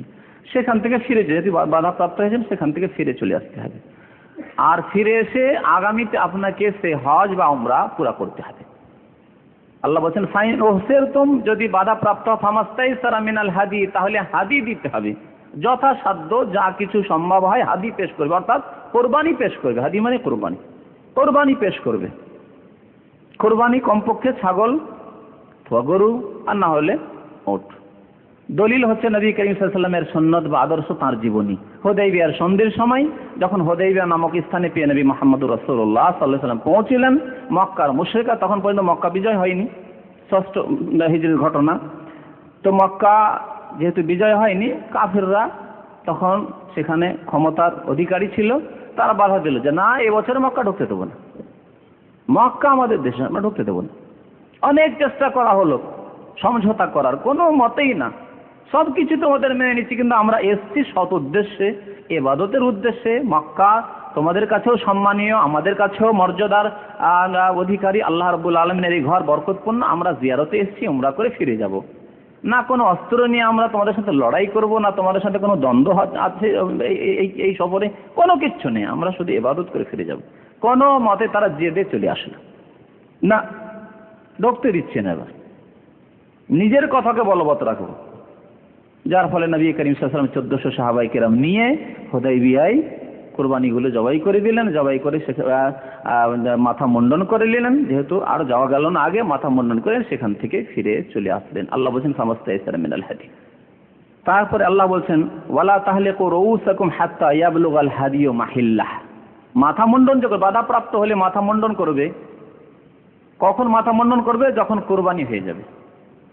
এটি বাধাপ্রাপ্ত হওয়ার ক্ষেত্রেও আর আপনার হজের দিনের ক্ষেত্রেও উত্তম তারিকা হচ্ছে যে হজের সময় মাথা মুন্ডন যখন করবেন আপনি, তার আগে আপনার কুরবানি করে নেন আপনি। এটি হচ্ছে আফজাল, তারতিবের খেয়াল রাখা, পর্যায়ক্রমে করা, এটি হচ্ছে সুন্নাত। তবে আগপিছ হয়ে গেলে অসুবিধা নেই। যেমন নবী মুহাম্মদুর রাসূলুল্লাহ সাল্লাল্লাহু আলাইহি ওয়াসাল্লামকে জিজ্ঞেস করা হয়েছিল, বিদায় হজ প্রথম হজ ছিল, মুমিন মুসলিমদের জীবনের প্রথম হজ ছিল। অনেক সময় জেনে শুনে মানুষ ভুল করে, যতক্ষণ বাস্তবে না করে ততক্ষণ ভুল হতে থাকে। জেনে শুনে হয় না কাজ, জেনে তারপরে বাস্তবায়নের ক্ষেত্রে অনেক সময় ভালো ভালো জ্ঞানী মানুষরা ভুল করে থাকে। তো অনেক সাহাবারা আগপিছ করে দিয়েছিলেন এসব কাজকর্মগুলির মধ্যে। এই 10 তারিখে যে 4টি কাজ রয়েছে তার মধ্যে নবী কাছে প্রত্যেকে বলতেন এই ভালোওয়ালা হারাজ, অসুবিধা নেই, করো, যে যা করেছো করো, অসুবিধা নেই। এর থেকে বোঝা যায় যে এই তারতিবের খেয়াল রাখা, অর্থাৎ পর্যায়ক্রমে যেভাবে হাদিসে করতে বলা হয়েছে, এটি হচ্ছে সুন্নাত, ফরজ নয়, ওয়াজিব নয়। আল্লাহ বলছেন যে তোমরা মাথা মুন্ডন করবে না যতক্ষণ পর্যন্ত তোমাদের কোরবানির পশু কোরবানি জবাইয়ের স্থানে না পৌঁছে যাবে, অর্থাৎ জবাই না হয়ে যাবে। ফামান কানা মিনকুম মারিদান আও বিহি আযাম মির রাসিহি ফাফিদিয়াতুম মিন সিয়ামিন আও সাদাকাতিন আও নুসুক। এখান থেকে আরেকটি মাসআলা আল্লাহ রাব্বুল আলামিন বর্ণনা করেছেন হজ সংক্রান্ত। হজে গেলেন, আর হজে যাওয়ার পরে ইহরামের অবস্থায় বেশ কিছু জিনিস নিষিদ্ধ রয়েছে, প্রায় 11টি জিনিস নিষিদ্ধ হজের অবস্থায়। তো নিষিদ্ধ কোনো কাজটি কাজ করতে বাধ্য হয়ে গেলেন আপনি, করতেই হলো আপনাকে। হঠাৎ করে মাথায় আঘাত হয়ে গেছে, মাথায় আঘাত হয়ে গেছে। এখন মাথায় যদি সেলাই দিতে হয় তাহলে চুল কেটে ফেলতে হচ্ছে, চুল কাটা নিষিদ্ধ হজের অবস্থা। বা আপনি ভুলবশত, জানা ছিল না, ইহরামের কাপড় খুলে গোসল করতে গিয়ে আপনি পায়জামা পরে ফেলেছেন, গেঞ্জি পরে ফেলেছেন, সেলাই করা কাপড় পরে ফেলেছেন, নিষিদ্ধ। জানা ছিল না, নখ বড় বড় ছিল, করলেন কি যে ইহরামের মধ্যেই কেটে ফেললেন। অনেকে এরকম ভুল করে। তো এহরাম বিরোধী কোনো কাজ, যেসব কাজ এহরাম অবস্থায় নিষেধ, কোন একটি কাজ যদি কেউ করে ফেলে তাহলে কি করতে হবে, এই মশলাটিকে আল্লাহ রাব্বুল আলামিন সংক্ষেপে কোরআনে বর্ণনা করেছেন। ফামান কানা মিনকুম মারিদান, তোমাদের মধ্যে কেউ যদি অসুস্থ হয়ে পড়েছে। এই আয়াতটি নাযিল হয়েছিল একটি ঘটনার পরিপ্রেক্ষিতে। নবী করিম সাল্লাল্লাহু আলাইহি ওয়াসাল্লামের একজন সাহাবী কাব বিন উজরা উমরায় গিয়েছেন নবী করিম সাল্লাল্লাহু আলাইহি ওয়াসাল্লামের সাথে, কিন্তু মাথায় অত্যন্ত উকুন হয়েছিল। এত উকুন হয়েছে যে সে পাকশাক করেছিল, আর গরম লাগলে উকুন আরো বেশি বেরিয়ে আসে। উকুন একেবারে চোখে, মুখে, গোটা শরীরে বইছে। এই অবস্থা, বড়ই কষ্ট পাচ্ছে। কাব বিন উজরা সম্পর্কে অভিযোগ আসলো নবী সাল্লাল্লাহু আলাইহি ওয়াসাল্লামের কাছে, ইয়া রাসূলুল্লাহ, বড়ই কষ্ট হচ্ছে কাব বিন উজরাকে, এর সমস্যার সমাধান করা হোক। কি করবে সে? নবী সাল্লাল্লাহু আলাইহি ওয়াসাল্লাম, ঠিক আছে, মাথা মুন্ডন করে নিক। ইহরামের অবস্থায় মাথা মুন্ডন নিষেধ, কিন্তু মাথা মুন্ডন করে নিক। তবে কি করতে হবে? তাকে এর কাফারা দিতে হবে। আল্লাহ বলছেন, ফামান কানা মিনকুম মারিদান, অসুস্থতা, কারো জুঁই হয়ে যাওয়া বা উকুন হয়ে যাওয়া মাথায় বা শরীরে, অসুস্থতা, ঘা হয়ে যাওয়া, আহত হয়ে যাওয়া। ফামান কানা মিনকুম মারিদান, কেউ যদি তোমাদের অসুস্থ হয়ে পড়ে, আও বিহি আযাম মির রাসিহি, বা মাথায় কোনো রকমের কষ্টদায়ক জিনিস থাকে, আর মাথায় চুল কাটতে হচ্ছে হয়তো, সেই কষ্টদায়ক জিনিস দূর করার জন্য, ফাফিদিয়াতুম মিন সিয়াম, তাকে তাহলে ফিদিয়া দিতে হবে, অর্থাৎ তাকে মুক্তি লাভ করতে হবে এই গুনাহ থেকে, যে অন্যায় কাজটি করতে হলো বাধ্য, এর জন্য এর থেকে মুক্তি লাভ করবে, অর্থাৎ এর কাফারা।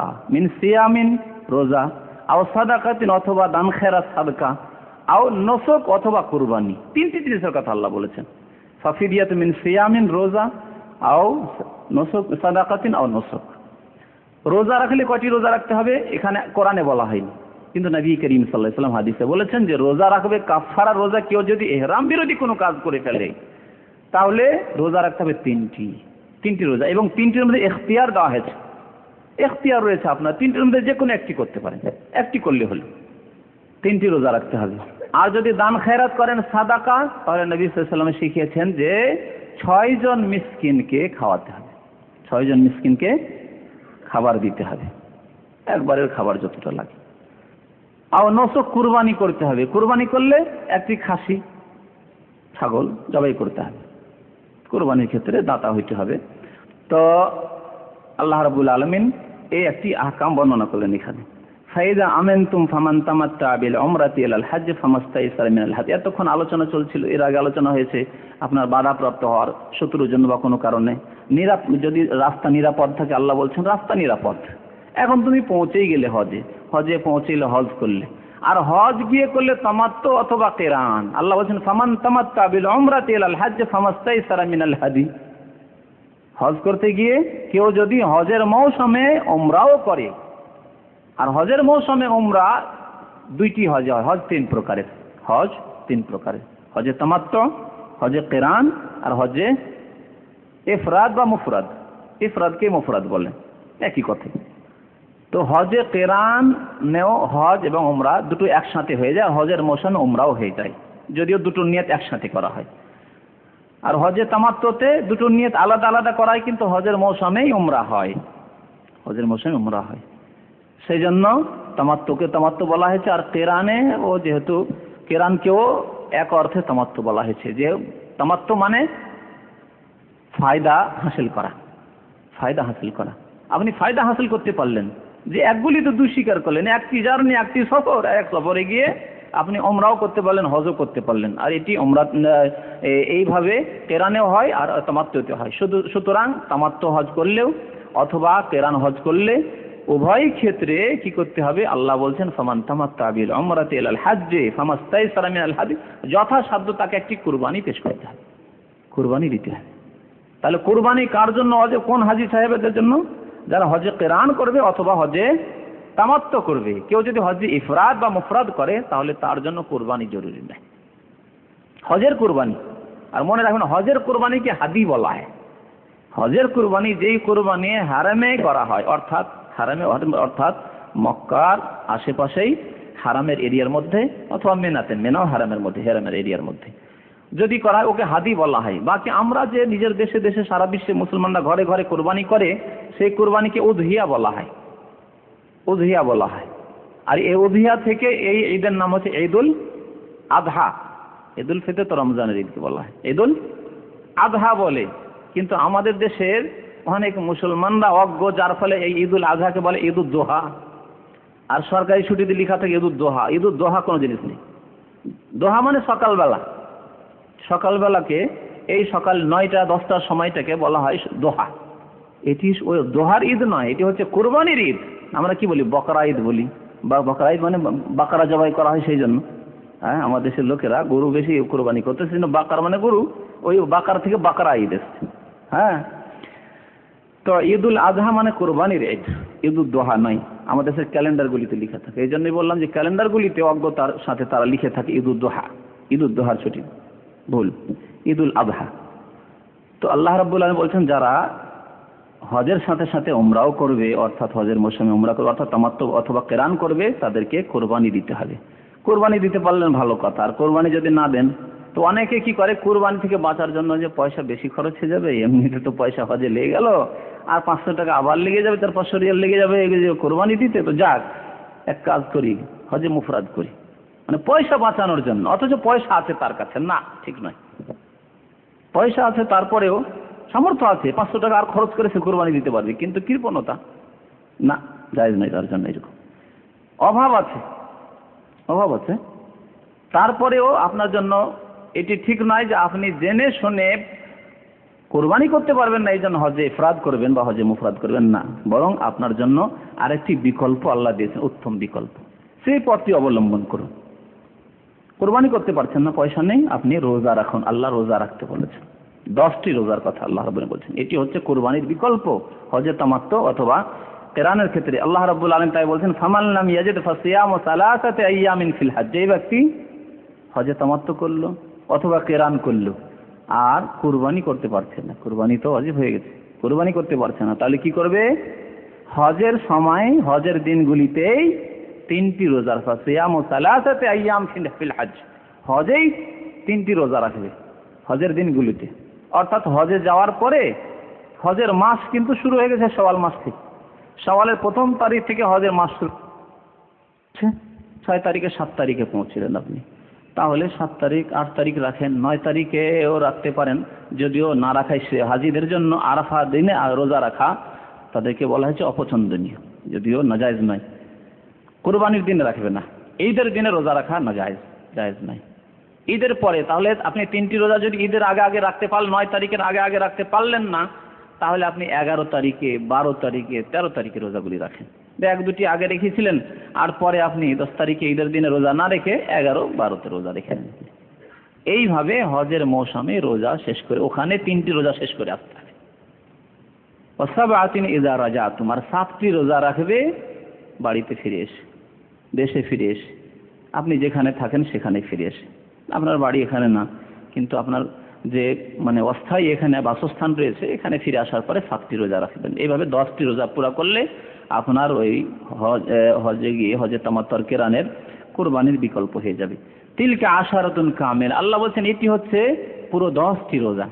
যালিকা লিমান লাম ইয়াকুন আহলুহু হাদিরিল মসজিদিল হারাম, আর এই হজে তামাত্তু বা কিরান ওদের জন্য যারা মসজিদে হারামের আশেপাশে বসবাস করে না।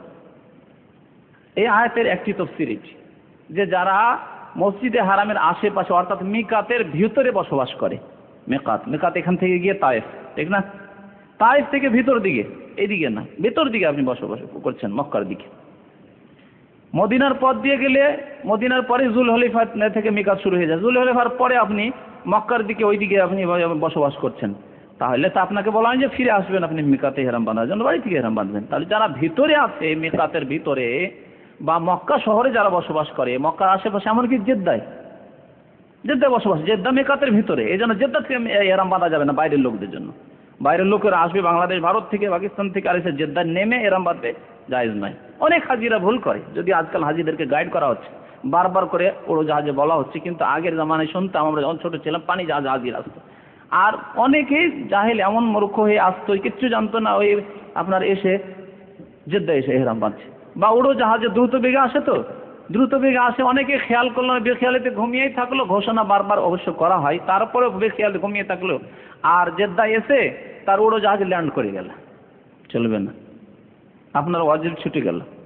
যদি জেদ্দা থেকে ইহরাম বাঁধেন ওয়াজিব ছুটে গেল, সেই জন্য আগেই সজাগ থাকতে হবে। তো যারা মিকাতের ভেতরে বসবাস করে বা থাকে তাদের জন্য হজে তামাত্তু আর কেরান নয়, তারা হজে ইফরাদ শুধু করবে, যেহেতু যখন তখন তারা উমরা করছে। সুতরাং হজের মৌসুমে আর উমরা না করে শুধু হজ করুক তারা। এই তাফসির বলা হয়েছে একটি তাফসির। এর মানে এই হয় যে যারা মক্কায় বসবাস করে, মক্কার আশেপাশে বসবাস করে মিকাতের ভেতরে, তারা হজে তামাত্তু কেরান করবে না, হজে ইফরাদ করবে। আর কারো কারো মতে এর তাফসির হচ্ছে যে তারা যদি হজের মৌসুমে উমরা করেও তারপরে তাদের উপর কুরবানি ওয়াজিব না। হজের মৌসুমে উমরা করলো, শাওয়াল মাসে জিলকাদা মাসে উমরা করলো মক্কার লোকেরা, তারপরে ওই বছরে হজ করলো, এরই নামই তো তামাত্তু। একই বছরে হজের মৌসুমে উমরা করে আবার যদি হজ করেন তাহলে তামাত্তু হয়ে যাবে আপনার, মিকাতের বাইরে না চলে আসলে। যদি ফিরে চলে আসেন মিকাতের বাইরে তাহলে কিন্তু তার বিধান আলাদা হয়ে যায়। যেমন আপনি শাওয়াল মাসে এখন গিয়ে একটা উমরা করে চলে আসলেন, আবার দাম্মাম ফিরে চলে আসলেন, ফিরে আসার পর আবার হজের মৌসুমে হজে গেলেন, তাহলে আপনি মিকাতের বাইরে চলে এসেছেন, আপনার আগের উমরার আর হজের সাথে সম্পর্ক থাকলো না, আর তামাত্তু হবে না। আল্লাহু আলাম। তো যাই হোক, কেউ কেউ বলছেন যে না, ওরা যদি উমরা করেও হজের মৌসুমে তারপরেও তাদেরকে কুরবানি লাগবে না, কুরবানি লাগবে না তাদেরকে। ওয়াত্তাকুল্লাহ, আল্লাহ বলছেন আল্লাহকে ভয় করো। ওয়ালামু আন্নাল্লাহ শাদীদুল ইকাব, জেনে রাখো যে আল্লাহ রাব্বুল আলামিন কঠোর শাস্তিদাতা। যারা বিরুদ্ধাচরণ করে, যারা নাফরমানি করে, যারা হজ ফরজ হয়ে যাওয়ার পর হজ করে না, তাদেরকে আল্লাহ কঠোর শাস্তি দেবেন। আল্লাহ রাব্বুল আলামিন আরো ইরশাদ করছেন সূরা বাকারার আগের আয়াতটি ছিল 196 নম্বর আয়াত, 197 নম্বর আয়াতে ইরশাদ করেছেন আল হাজ্জু আশহুরুম মালুমাত, হজের জন্য কয়েকটি মাস রয়েছে। কয়েকটি মাস মানে 2 মাস 10 দিন, 2 এর উপরে হলে জমা হয়ে যায়। অনেক সময় 2 কেও বহু বচন বলা যায়। তো হজের মাস হচ্ছে শাওয়াল মাস, যে মাসটি চলে গেছে, রমজানের পরে মাসটি, আরবি মাস, চাঁদের মাস।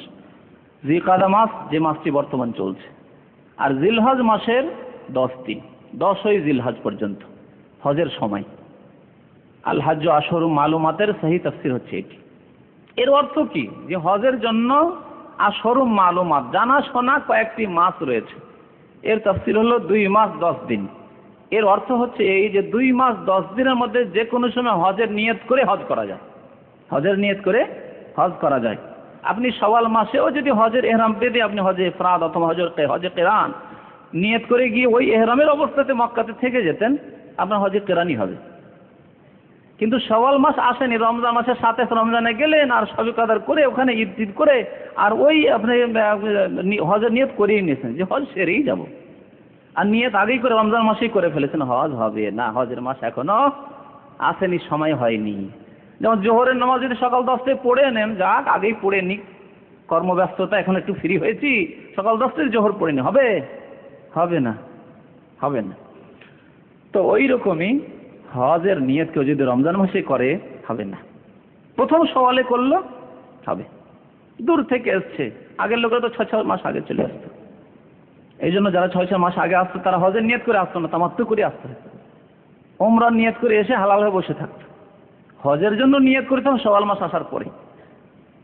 আর শেষ হচ্ছে 10ই জিলহজে। কেন? যে 10ই জিলহজের রাতটি আরাফার রাতের পরে, আরাফার দিনের পরে। আরাফার দিন 9 জিলহজ। 9 জিলহজ আপনাকে আরাফায় অবস্থান করতে হবে। সেই দিন দিনে আপনি অবস্থান করতে পারলেন না। হাদিসে রয়েছে রাতের কোনো অংশে ফজর পর্যন্ত যদি কেউ 5 মিনিটের জন্য পৌঁছে, অল্প সময়ের জন্য আরাফাতে অবস্থান করতে পারে, শুধু আরাফা দিয়ে অতিক্রম করলো, অবস্থানও করতে পারল না, আরাফা দিয়ে গাড়িতে চেপেছিল, কোন রকম আরাফার ওপর দিয়ে তার গাড়িটি গেল কিছুক্ষণের জন্য। কোন রাতের কথা বলছি? হ্যাঁ, 10ই জিলহজের রাত, মানে আরাফার দিন শেষ হয়ে গেছে, মানে 9 তারিখ শেষ হয়ে গেছে, 10 তারিখের রাত, এই রাতে ঈদের রাত, যে রাতটি, তারপরের দিন হজ, অর্থাৎ আপনার কোরবানির দিন। ফজরের আগে আগে কিছুক্ষণ যদি সময় পেয়ে যান আরাফাতে, তাহলে হজ হয়ে গেল। অথচ সমস্ত লোক হয়তো আরাফাত ছেড়ে মুজদালিফা চলে এসছে, আপনি কিছুক্ষণ সময় দিতে পারলেন আরাফাতে। যেহেতু হজের মাস কখন থেকে কখন বললাম, শাওয়াল মাসের প্রথম থেকে নিয়ে 10ই জিলহজ পর্যন্ত, 10ই জিলহজের রাতের কোনো অংশে অবস্থান করতে পারলেই হবে কিছুক্ষণের জন্য আরাফাতে। তারপরে ফজরের নামাজটি এসে ধরতে হবে মুজদালিফায়, যেহেতু ফজরের নামাজে মুজদালিফা পৌঁছা জরুরি, ওয়াজিব। মুজদালিফার রাত কাটানো, কমপক্ষে ফজরের নামাজে পৌঁছা জরুরি, ওয়াজিব। তো সেই জন্য আল্লাহ রাব্বুল আলামিন বলছেন আল হাজ্জু আশহুরুম মালুমাত, হজের জন্য জানাশোনা কয়েকটি মাস রয়েছে। ফামান ফারাদা ফীহিন্নাল হজ, সুতরাং এই দিনগুলিতে যদি কেউ নিজের জন্য হজকে বিধিবদ্ধ করে নেয়, নিজের ওপর হজকে ফরজ করে নেয়, অর্থাৎ হজ তো ফরজ, কিন্তু সে এই বছর হজ করবে, একবার সংকল্প করে হজে প্রবেশ করেছে, হজের নিয়ত করে হজের কাজ আরম্ভ করে দিয়েছে। ফামান ফারাদা ফীহিন্নাল হজ ফালা রাফাস, তাহলে হজের অবস্থায় রাফাস জায়েজ নয়। রাফাস বলা হয় যৌন সংক্রান্ত কোনো কাজ, যৌন সংক্রান্ত কোনো কাজ জায়েজ নেই। হারাম যদি হয়, অবৈধ হয়, অর্থাৎ জেনা, জেনার ভূমিকা তো সব সময় না জায়েজ, হজের সময় হোক আর হজের বাইরে হোক, যে কোনো সময় না জায়েজ। কিন্তু নিজের স্ত্রীর সাথে, মহিলা নিজের স্বামীর সাথে যৌন সংক্রান্ত যে কোনো কাজ তার জন্য বৈধ, বরং সওয়াবের কাজ, যেহেতু তার মাধ্যমে সে পাপ থেকে বেঁচে থাকবে। বিয়ে শাদী এই উদ্দেশ্যে করেছে আমি পাপ মুক্ত জীবনযাপন করব, গুনাহ থেকে বেঁচে থাকবে, এই উদ্দেশ্য হচ্ছে একটি উদ্দেশ্য বিয়ে শাদীর। আর একটি উদ্দেশ্য হচ্ছে যে জেনারেশন পয়দা হওয়া। বিবাহ শাদী না করলে হালাল সন্তান, জায়েজ সন্তান, বৈধ সন্তান পয়দা হতো না, কিয়ামত পর্যন্ত মানুষ জাতি বাকি থাকতো না, শেষ হয়ে যেত। তো বিভিন্ন উদ্দেশ্যের মধ্যে বিবাহ শাদীর একটি উদ্দেশ্য, অত্যন্ত গুরুত্বপূর্ণ উদ্দেশ্য হচ্ছে যে পাপ মুক্ত জীবন যাপন করা। তো যৌন সম্পর্কীয় আলোচনা করা, যৌন সম্পর্কীয় কোনো কাজ করা, সে সহবাস হোক বা সহবাস ছাড়া অন্য কিছু হোক, এই সবগুলি হজের অবস্থায় নিষিদ্ধ। আল্লাহ বলছেন হজে প্রবেশ করার পরে, অর্থাৎ ইহরাম বেঁধে নেওয়ার পরে ফালা রাফাস, যৌন সংক্রান্ত কোনো কাজ জায়েজ নেই।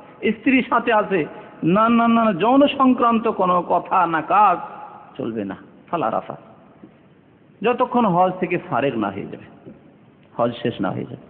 ওয়ালা ফসুক, এবং কোনো পাপের কাজ জায়েজ নেই। ফসুক বলা হয় বিরুদ্ধাচরণ, যে কোনো গুনহার কাজ, পাপের কাজকে বলা হয়েছে ফাসিকি কাজ। ফাসিকি কাজ দুই রকম করে হতে পারে বিরুদ্ধাচরণ। এক হচ্ছে কোনো অজেব জরুরি জিনিসকে ছেড়ে দেওয়া, আপনার জন্য করণীয় ছিল, করতে হয়তো, অজেব জিনিস ছিল, ছেড়ে দিলেন আপনি। হজের অবস্থায় আপনাকে মিকাত থেকে এহরাম বাঁধতে হয়েছে, অজেব। মিকাত থেকে এহরাম না বেঁধে, এহরাম তো বাঁধলেন কিন্তু জিদ্দা থেকে এহরাম বাঁধলেন। মিকাত থেকে এহরাম বাঁধলে চেকপোস্টে অসুবিধা হইতে পারে, অনেকে এখন থেকে চলে গিয়ে মক্কায় বসে আছে বা জিদ্দায় বসে আছে, হ্যাঁ, হজের সময় এহরাম বেঁধে নেবে, চলবে? থাকেন বাইরে আর আপনি এহরাম বাঁধলেন মক্কা থেকে, তাহলে ওয়াজিব তরক হয়ে গেল।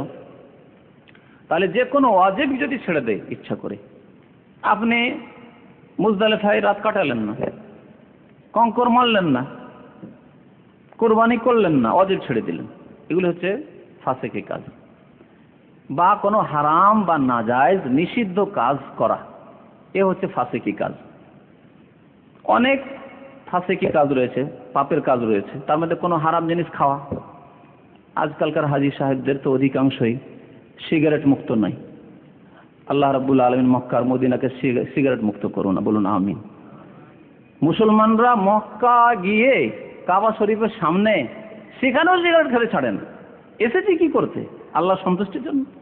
আল্লাহ বলছেন ওয়ালা ফুসুকা, হজে এসছো, কোনো ফাসিকি কাজ, কোনো বিরুদ্ধাচরণের কাজ করা যাবে না। হজে গেলেন, মাশাআল্লাহ হাজী সাহেব দাড়ি মুন্ডন করা হাজী সাহেব, এ কোন হজ হইল? হজ করবেন আবার ফাসিকি কাজ করে আসবেন, তো হজ কি করে মাকবুল হবে? হ্যাঁ, এইভাবে যে কোনো অন্যায় কাজ। ওয়ালা জেদাল, না লড়াই ঝগড়া, কাউকে কষ্ট দেওয়া, কারো সমালোচনা করা, কারো কুৎসা গাওয়া, কারো নিন্দা করা। বসে আছেন বন্ধু বান্ধব নিয়ে, গোটা দুনিয়ার কথাবার্তার মধ্যে গীবত, সমালোচনা, কত লোকের কুৎসা আর কত লোকের নিন্দা করলেন, কত লোকের সমালোচনা করলেন, কত লোকের খারাপ মন্তব্য করলেন। এইসব কাবিরা গুনাহ সাধারণভাবে হয়, মানুষ টের পায় না আমি গুনাহ করে ফেললাম। হজের অবস্থায় আল্লাহর জিকির আজকার না করে, ভালো কাজ না করে, মানুষকে ভালো কথা না বলে, এসব অন্যায় কাজ করলেন আপনি। যে কোনো পাপের কাজকে, যে কোনো অন্যায়ের কাজকে বলা হয়েছে ফাসিকের কাজ। আর যে কোনো ওয়াজিব ছেড়ে দেওয়া, জরুরি কাজকে ছেড়ে দেওয়াকে ফাসিকি কাজ বলা হয়েছে। ওয়ালা জেদাল, এবং হজের অবস্থায় ঝগড়া, কারোর সাথে তর্ক বিতর্ক করা এমনিতেই নিষিদ্ধ।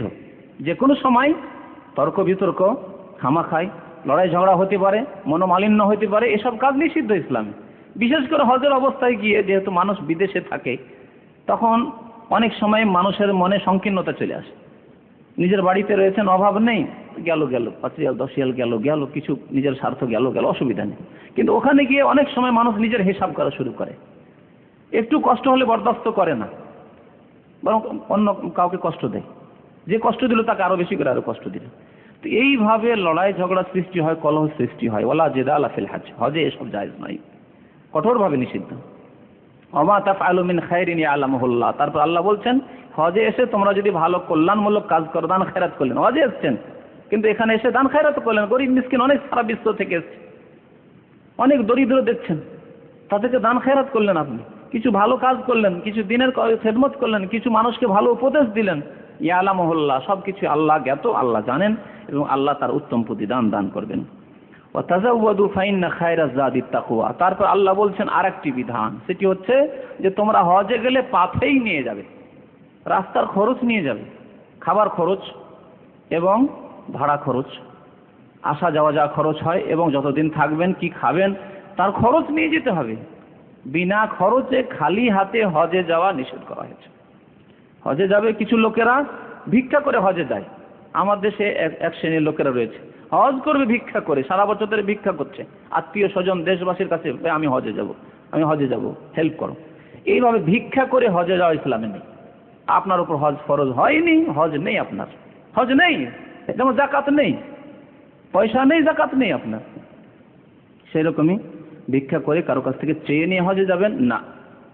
আল্লাহ বলছেন পাথেই নিয়ে যাও, যাতে করে এমন না হয় যে কোন রকম খরচাটা জুটিয়েছেন, টিকিটটা জুটিয়েছেন আর খালি হাতে মক্কা এসে, যেমন অনেক লোককে দেখা যায়, কিছু লোকের ব্যবসা সারা বছর করছে আর হজের মৌসুমে ও ভিক্ষা করছে হাজিদের কাছে।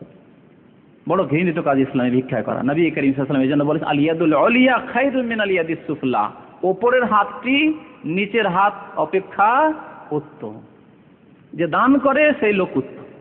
ভিক্ষা করা কাজ, মানুষের সামনে হাত বাড়ানো কাজ ঘৃণিত কাজ, এবং যদি হকদার না হয় মনে রাখবেন। আর ভিক্ষা করছে, ব্যবসা বানিয়ে নিয়েছে ভিক্ষা করা, অথচ ভিক্ষা না করে সে কাজ কর্ম করে মেহনত করে আয় উপার্জন করে তার পেটের ভাতের ব্যবস্থা করতে পারবে। যদি এইরকম ভিক্ষুক হয় তাহলে নবী করিম সাল্লাল্লাহু আলাইহি ওয়াসাল্লাম বলেছেন আল মাসআলাতু কাদুহুন ওয়া খাদুশুন ইয়াউমাল কিয়ামah, কিয়ামতের দিনে যারা ভিক্ষুক অথচ ভিখারি, মানে দরিদ্র নয়, দরিদ্র ভিক্ষুক নয়, কাজ চালাতে পারবে, নিজের কাজ নিজে চালিয়ে নিতে পারবে, তারপরে ভিক্ষা যারা করে তাদের মুখমণ্ডলে গোশত থাকবে না, কাল কিয়ামতে মুখমণ্ডল চেহারাতে গোশত থাকবে না, হাড় দেখা যাবে। আর নিজে নুচে নুচে এই গোশতগুলো কিভাবে উঠবে তার মুখ থেকে, নিজে নুচে নুচে নখ দিয়ে নুচে নুচে গোশতকে ছিঁড়ে শেষ করে দিবে মুখমণ্ডল থেকে। কাদুহুন ও খাদুশুন, তাই আল্লাহ বলছেন ওয়াতাজাওয়াদু, তোমরা পাথেই নিয়ে যাবে। আর সর্বোত্তম পাথেই হচ্ছে তাকওয়া। আপনাকে টাকা পয়সা নিয়ে যেতে হবে, খাবার খরচ, চাল ডালও নিয়ে যান, চাল ডাল নিয়ে যান, মানে টাকা পয়সা নিয়ে যান, খাদ্য নিয়ে যান, আপনার রাস্তা খরচ নিয়ে যান, যা কিছু প্রয়োজনীয় তা নিয়ে যান, লেবাস পোশাক নিয়ে যান, কিন্তু সর্বোত্তম পাথেই হচ্ছে তাকওয়া। কারণ তাকওয়া যদি না থাকার পকেটে পয়সা থাকে তারপর অনেকে ভিক্ষা করতে পারে, আল্লাহকে ভয় করেন না আপনি। তাকওয়া মানে আল্লাহর ভয় ভিত্তি, আল্লাহর ভয় যদি থাকে খেতে না পেলেও ভিক্ষা করবেন না। লোকে দেখবে আপনার চেহারা যে উফ, লোকটি মনে হয় খায়নি, অনাহারে আছে। লোককে আল্লাহ রাব্বুল আলামিন মানুষের অন্তরে এমন উদ্রেক দেবে এমন জিনিসের যে না, লোকটিকে কিছু হেল্প করা প্রয়োজন আছে। নবী করিম সাল্লাল্লাহু আলাইহি ওয়াসাল্লামের সাহাবায়ে কেরামরা দিনের পর দিন না খেয়ে থাকতেন। আবু হুরায়রা রাদিয়াল্লাহু তাআলা আনহু বলছেন যে কয়েকদিন ধরে খেতে পাইনি, তারপরে এমন হতাম যে না খেয়ে চলতে চলতে নামাজ পড়তে যেতে রাস্তায় বেহুশ হয়ে পড়ে যেতাম, সেন্সলেস হয়ে পড়ে যেতাম, হোশ থাকতো না, আবার হোশটা ফিরে আসতো, উঠতাম, উঠে নামাজ পড়তে যেতাম। একদিন অত্যন্ত খিদা লেগেছে, চলতে পারছি না, পড়ে গেছি, হোশটা ফিরেছে, রাস্তা দিয়ে আবু বকর যাচ্ছে, প্রথম হযরত ওমর রাদিয়াল্লাহু তাআলা আনহু গেছে, বলছেন না যে আমি খিদার তাড়না এরকম পড়ে গেছি। একটি মাসলা জিজ্ঞেস করছেন, বলছে মাসলা আমার জানা আছে, ওর জবাব উত্তর জানা আছে, কিন্তু আমি কথা বলছি তার সাথে মাসলার বাহানাতে, যে কথা বললে আমার আওয়াজ যখন ফিসফিস করবে তখন বুঝতে পারবে আবু হুরায়রা খেতে পায়নি কয়েকদিন থেকে, কিছু বাড়িতে থাকলে খেতে দেবে। মাসলাটি জিজ্ঞেস করলো, হযরত ওমর রাদিয়াল্লাহু তাআলা মনে করলেন যে আমাকে হয়তো মাসলাই জিজ্ঞেস করছে, মাসলার উত্তর দিয়ে হেঁটে চলে গেলেন, বলতে পারলেন না, টের পেলেন না। একটু পরে আবু বকর রাস্তা দিয়ে এসছেন, আবার ওই মাসলা জিজ্ঞেস করছেন, একটু মাসলা জিজ্ঞেস করবো আপনাকে, এই ফিসফিস আওয়াজে মাসলা জিজ্ঞেস করে আবু বকর রাদিয়াল্লাহু তাআলা আনহু বুঝতে পেরেছেন আবু হুরায়রা খেতে পায়নি কয়েকদিন। তারপরে বলছেন না যে আমি ক্ষুধার্ত, চলতে পারছি না, অসহায় অবস্থা, বলছেন না। এই তার ফিসফিসে আওয়াজ দেখে বুঝতে পেরে আবু বকর রাদিয়াল্লাহু তাআলা আনহু বাড়িতে নিয়ে গিয়ে খাওয়ার দেন। এই হচ্ছে ইসলামে আমাদের আদর্শ সাহাবায়ে কেরাম, যারা আমাদের আদর্শ মানব, যাদেরকে অনুকরণ করতে বলা হয়েছে প্রিয় নবী মুহাম্মদুর রাসূলুল্লাহ সাল্লাল্লাহু আলাইহি সাল্লামের পরে। তো আল্লাহ বলছেন যে সর্বোত্তম পাথাই হচ্ছে তাকওয়া, আল্লাহর ভয় ভীতি। হজে গেলে আর যদি তাকওয়া না থাকে, আল্লাহর ভয় ভীতি না থাকে, তাহলে কারো চুরি করবে সুযোগ পেলে। যেহেতু সেখানে সবাই মুসাফির, কার ব্যাগ এখানে পড়ে আছে, কার টাকা পড়ে আছে, কার কি পড়ে আছে, আপনি চুরি করবেন তাহলে? হ্যাঁ, কিন্তু আল্লাহর ভয় থাকলে না।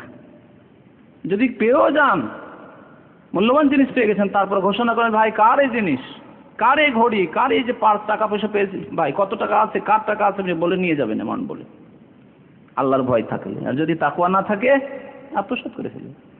তাই আল্লাহ বলছেন সর্বোত্তম পথই হচ্ছে তাকওয়া। ওয়াতাযাওয়াদু ফাইন্না খায়রাজ যাদিত তাকওয়া ওয়াত্তাকুনি ইয়া উলিল আলবাব। হে জ্ঞানবান, তোমরা আমাকে ভয় করো, আল্লাহকে ভয় করো। তারপর আল্লাহ রাব্বুল আলামিন আরেকটি মাসলা বলছেন 198 নম্বর আয়াতে সূরা বাকারা, যে মাসলার ক্ষেত্রে অনেকে দ্বিধাদ্বন্দ্বে থাকে আমাদের দেশে, সেটি হচ্ছে হজের মৌসুমে হজে এসে ব্যবসা বাণিজ্য করা। হজের মৌসুমে হজে এসে ব্যবসা বাণিজ্য করা।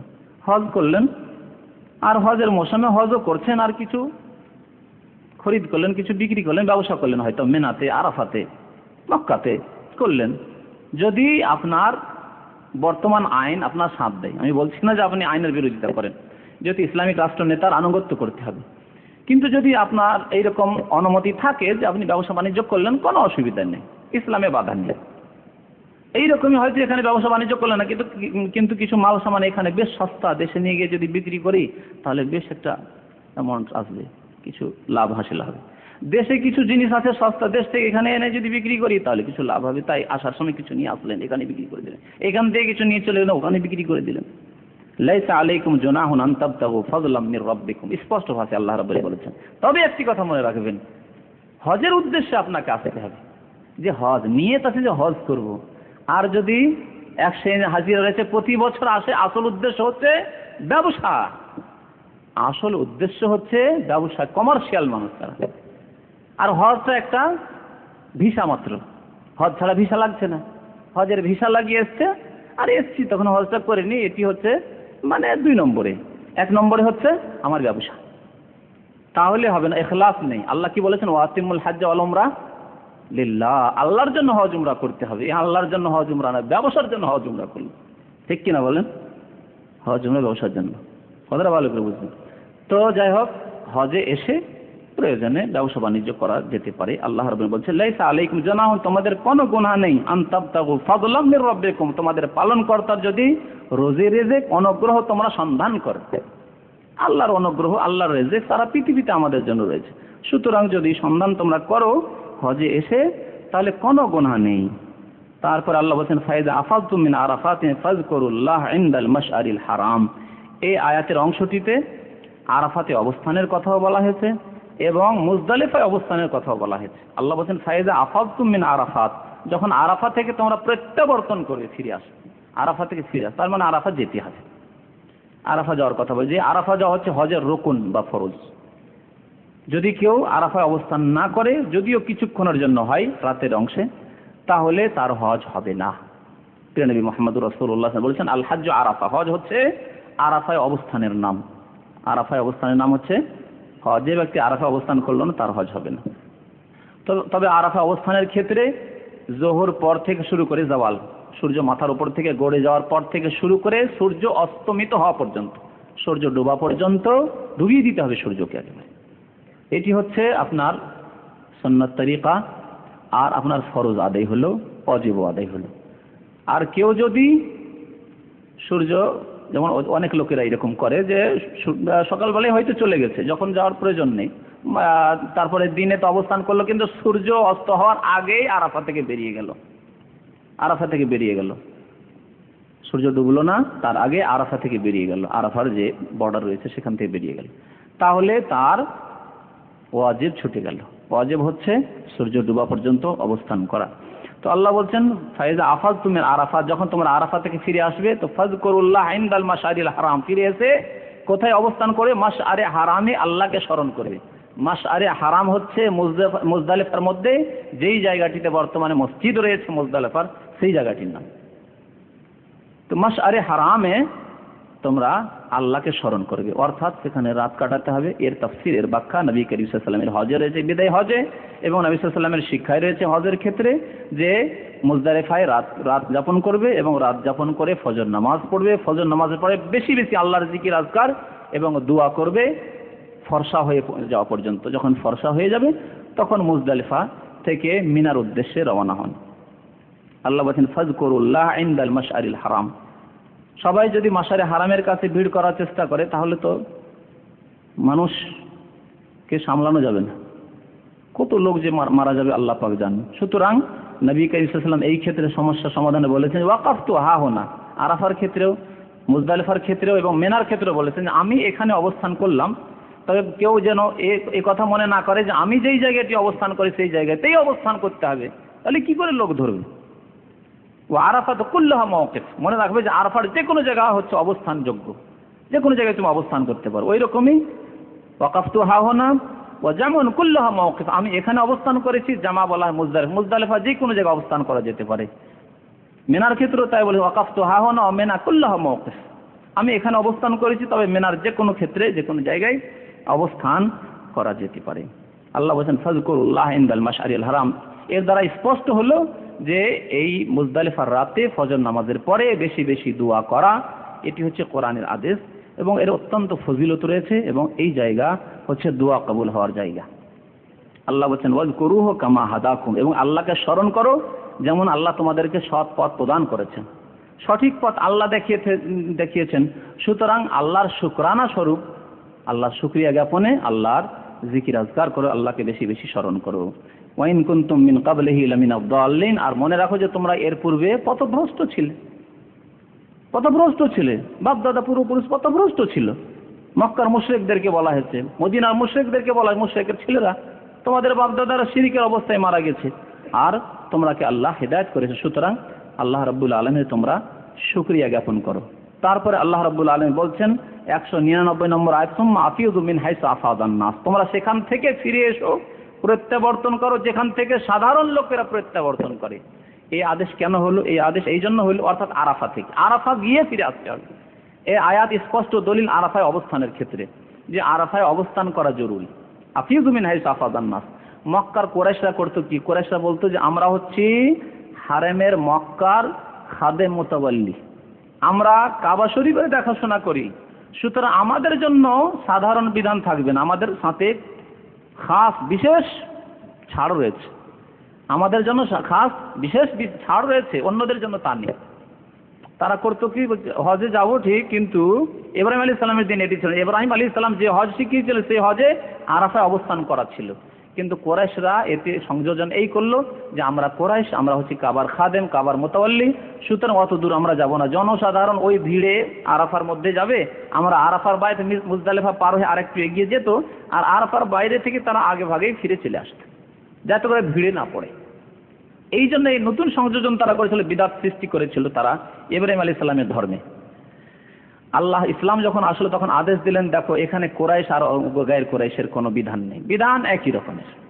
আরাফায় অবস্থান করতে হবে যেমন অন্যদেরকে তেমন কোরাইশদেরকে, সবাইকে। সুম্মা আফিযু মিন হাইসু আফাদান নাস, এ কোরাইশরা তোমরা প্রত্যাবর্তন করো ওখান থেকে যেখান থেকে সাধারণ লোকেরা প্রত্যাবর্তন করে আসে, অর্থাৎ আরাফা থেকে।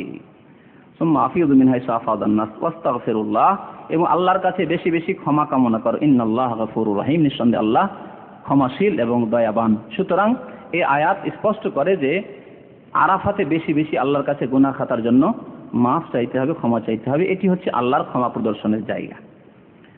তারপর আল্লাহ রাব্বুল আলামিন বলেন ফাইযা কাযাইতুম মানাসিকাকুম ফাযকুরুল্লাহ কাযিকরিকুম আবাআকুম আও আশাদ্দা যিকরা ফামিনান নাসি মান ইয়াকুলু রাব্বানা আতিনা ফিদ দুনিয়া ওয়া মা লাহু মিন আফিন ফিল আখিরাতি মিন খালাক ওয়া মিনহুম মান ইয়াকুলু রাব্বানা আতিনা ফিদ দুনিয়া হাসানা ওয়া ফিল আখিরাতি হাসানা ওয়া কিনা আযাবান নার। যখন তোমাদের হজ হয়ে যাবে তখন আল্লাহকে বেশি বেশি স্মরণ করো। হজ শেষ হয়ে গেছে তখন আল্লাহকে স্মরণ করতে হবে। ঈদের দিন থেকে যে তাকবীর রয়েছে, আল্লাহু আকবার, আল্লাহু আকবার, লা ইলাহা ইল্লাল্লাহ, আল্লাহু আকবার, আল্লাহু আকবার, ওয়ালিল্লাহিল হামদ, এই যে তাকবীরের মাধ্যমে আল্লাহকে স্মরণ করতে হবে। নামাজের পরে তাকবীর, বিশেষ করে 11 তারিখ, 10 তারিখ, 11 তারিখ, 12 তারিখ, 13 তারিখের আসর পর্যন্ত আইয়ামে তাশরিকের দিনগুলিতে এই জিকির বা এই দোয়া আল্লাহু আকবার, আল্লাহু আকবার, তাকবীর নবী করিম সাল্লাল্লাহু আলাইহি ওয়াসাল্লাম পড়েছেন।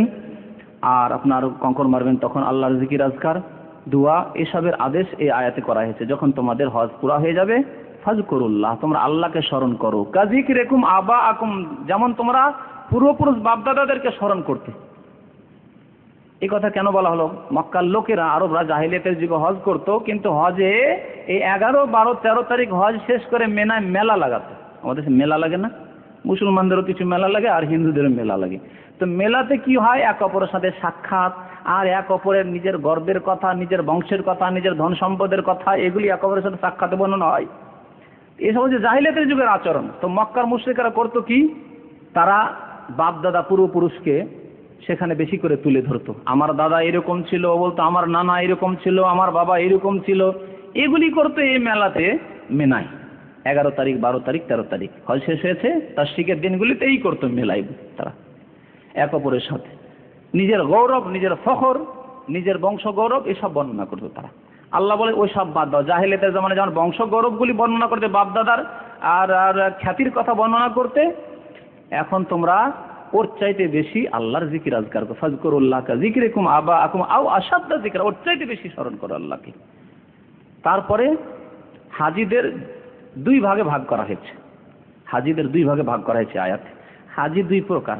এক প্রকারের হাজি আসে শুধু দুনিয়া করে, দুনিয়ার উদ্দেশ্যে আসে, অথবা এসে আল্লাহর কাছে দোয়া করলো শুধু দুনিয়ার কথা, আল্লাহ আমার ছেলেটা এইরকম ইঞ্জিনিয়ারিং পড়ছে, ভালো ডিগ্রিতে পাশ করে, ভালো রেজাল্টে পাশ করে, আল্লাহ আমার ছেলেটা মেডিকেল অ্যাডমিশন করিয়ে দাও, আমার ছেলেটাকে এই করে দাও, সেই করে দাও, আমার মেয়েটার এই করে দাও, সেই করে দাও, শুধু দুনিয়ার দোয়া, আল্লাহ আমাকে ধন সম্পদ দান করো, শুধু দুনিয়া চাইলো। এক শ্রেণীর হাজির আছে দুনিয়াদার হাজি। এদের কথা আল্লাহ বলেন ফামিনহুম মান ইয়াকুলু রাব্বানা আতিনা ফিদ দুনিয়া, তারা বলে আল্লাহ দুনিয়াতে কল্যাণ দান করো, এই দাও, এই দাও, এই দাও, দুনিয়ার জিনিস শুধু চাই। ওয়া মা লাহু ফিল আখিরাতি মিন খালাক, এইরকম দুনিয়াদার হাজিদের জন্য আখিরাতে কোনোই অংশ নেই, কিচ্ছু নেই তাদের জন্য, আল্লাহ স্পষ্ট বলে দিয়েছেন। আর আরেক শ্রেণীর হাজি হচ্ছে ওয়ামিনহুম মান ইয়াকুলু রাব্বানা আতিনা ফিদ দুনিয়া হাসানা। আর কিছু হাজির আছে আরাফায় আসে, মুজদালিফায় আসে, এরা মেনাতে আসে, কাবায় আসে, সাফা মারওয়ায় আসে, এসে কি করে আল্লাহর কাছে দোয়া করে রব্বানা আতিনা ফিদ দুনিয়া হাসানা, হে আল্লাহ দুনিয়াতেও কল্যাণ দান করো, মঙ্গল দান করো, ওয়া ফিল আখিরাতি হাসানা, পরকালেও কল্যাণ দান করো, আল্লাহ জাহান্নাম থেকে মুক্তি দান করো, আল্লাহ আমাদেরকে জান্নাতবাসী করো, কবরের আযাব থেকে আমাদেরকে মুক্তি দান করো। এইভাবে আল্লাহর কাছে দোয়া করে, দুনিয়ার কল্যাণ চাই আর পরকালেরও কল্যাণ চাই।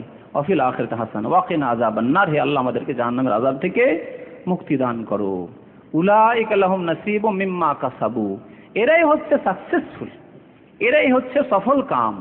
নাসীবুম মিম্মা কাসাবু, যা কিছু করলো তার অংশ তারা পেয়ে গেল, দুনিয়াও পেল, এরা আখিরাতও পেল। দুনিয়ার দোয়াও আল্লাহ শুনলেন এবং পরলৌকিক যেসব দোয়া করলো আল্লাহ তাও শুনলেন। আল্লাহু সারিউল হিসাব। মনে রাখবে যে মানুষ মরে গেলেই আল্লাহ খুব তাড়াতাড়ি তাদের হিসাব নেবেন, খুব তাড়াতাড়ি হিসাব নেবেন। সময় কাছিয়ে আসছে, কিয়ামত ঘনিয়ে আসছে, পৃথিবী ধ্বংস হবে এবং আল্লাহ রাব্বুল আলামিন দ্রুত হিসাব নেবেন। আল্লাহু সারিউল হিসাব। এরপরে আরো অন্যান্য সূরায় কয়েকটি আয়াত রয়ে গেছে, আমাদের সময় যথেষ্ট হয়ে গেছে, তাই এখান থেকে শেষ করছি ইনশাআল্লাহ তাআলা।